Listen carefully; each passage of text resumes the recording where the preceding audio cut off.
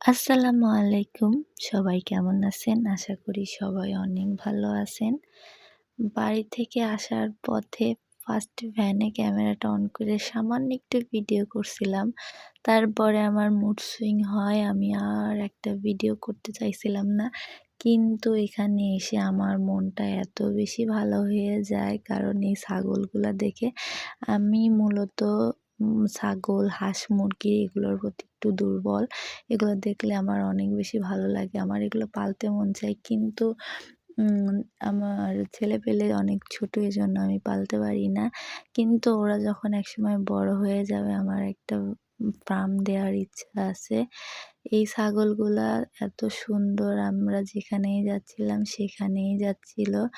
আমরা এখানে প্রায় ১২-১৩ জন দাওয়াত খেতে এসেছিলাম বলতে ভাগ্নের বিয়ে খেতে, কিন্তু সে সম্পর্কের কোনো ভিডিওই আমি ক্যাপচার করিনি। এই ছাগল প্লাস তাদের এই আইসক্রিম ফ্যাক্টরির ভিডিও। এখন শীতের সিজন জন্য অফ ছিল। আর এখানে সব রকমের আইসক্রিমই তারা তৈরি করে। এটা মূলত একটা তাদের পারিবারিক বিজনেস বললে ভালো হয়। কারণ তারা ৩ ভাইয়ের ৩ জনই এই আইসক্রিম ফ্যাক্টরি। তার এই ফ্যাক্টরি আগে ছোট ছিল, এখন পরিসর বাড়িয়ে অনেক বড় করেছে। আমার মেয়েকে কোলে নিয়ে একটু ভিডিও ক্যাপচার করছিলাম। এখানে আমার ননদের মেয়ে ওর সাথে দুষ্টামি করছিল।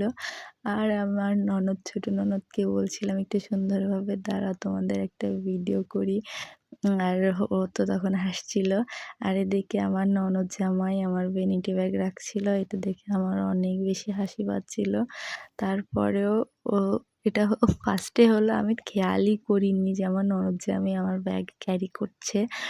পরবর্তীতে দেখি কি যে ভিডিওতে যে আমার ননদ জামাই আমার ব্যাগ ক্যারি করছে। এটা দেখে, এটা বলার পরে আমার ননদ জামাই অনেক বেশি হাসাহাসি করছিল। আর এখানে দাওয়াত খেতে এসে আমাদের অনেক মজা হইছে। কিন্তু তাদের এই আইসক্রিম ফ্যাক্টরির যে বড় চুলা, সেটাও আমি ক্যাপচার করছি, কারণ আমি এত বড় চুলা কখনো দেখিনি। কিন্তু ইচ্ছা আছে যে পরবর্তীতে আবার গিয়ে তাদের এই ফ্যাক্টরিটা ঘুরে ঘুরে দেখব। তাদের ফ্যাক্টরিটা অনেক বড়, ঘুরে শেষ করতে পারছিলাম না। আর এদিকে আমরা আরেকটু ঘোরাঘুরি করছিলাম। তাদের ফার্স্ট লোকেশন হলো এখানে। এটা মূলত তারা পাবনা এরিয়ার ভেতর যত আছে সব জায়গাতে ওনারা মানে পাইকারি সেল দিয়ে থাকে। এই যে এটা হলো আমার ননদ জামাই। ননদ জামাই বলতে এটা হলো আমার ফুফু শাশুড়ির জামাই। আমাদের তো ননদ জামাই লাগে, তারই ছেলের এখানে বিয়ে ছিল। আর এদিকে আমার মেয়ে তো এত ফাঁকা জায়গা পেয়ে এত বেশি খুশি। এখানে তাদের ট্রে কি বলে সেটা আমি জানি না। এটা তো মূলত গাড়ি বানিয়ে খেলা শুরু করে দিয়েছে। এখানে তারা অনেক বেশি ২ জনই এনজয় করছিল। এই যে আমার মেয়ে তো অনেক বেশি খুশি। সে তো এরকম ফাঁকা জায়গা পেলে অনেক বেশি, আজানও ছোটোবেলায় খোলামেলা জায়গা পেলে পরে এরকমই খেলতো। কিন্তু আজানের তুলনায় ফারিস্তা একটু কম জ্বালায়, কম দুষ্টামি করে। ভিডিও করতে করতে যে ভিডিও কখন এত বেশি লং হয়ে গেছে আমার খেয়ালই ছিল না।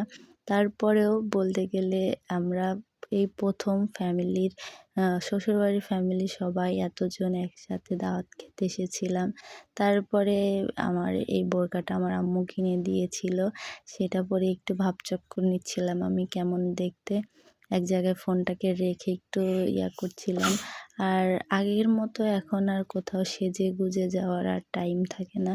কারণ ছোট্ট একটা মেয়ে, ছোট্ট একটা ছেলে, তাদেরকে রেডি-সেডি করে এদিকে আমারই অবস্থা খারাপ হয়ে যায়। আর কি আর করার। তারপরেও বাচ্চা-কাচ্চা নিয়ে ঘুরতে এলে পরে তাদের জন্য একটু ঘোরা হয়। কারণ তারাও অনেক বেশি খুশি হয়। আর এদিকে আমাদের তো ও মানে অবস্থা ১২টা বাজে, তারা তো আর বোঝে না। তারা তাদের মতো জ্বালাতন করতে শুরু করে। আজকের ভিডিওটা ছিল এই পর্যন্তই। আমার ভিডিও ভালো লাগলে প্লিজ লাইক, কমেন্ট এবং বেশি বেশি শেয়ার করবেন। আল্লাহ হাফেজ।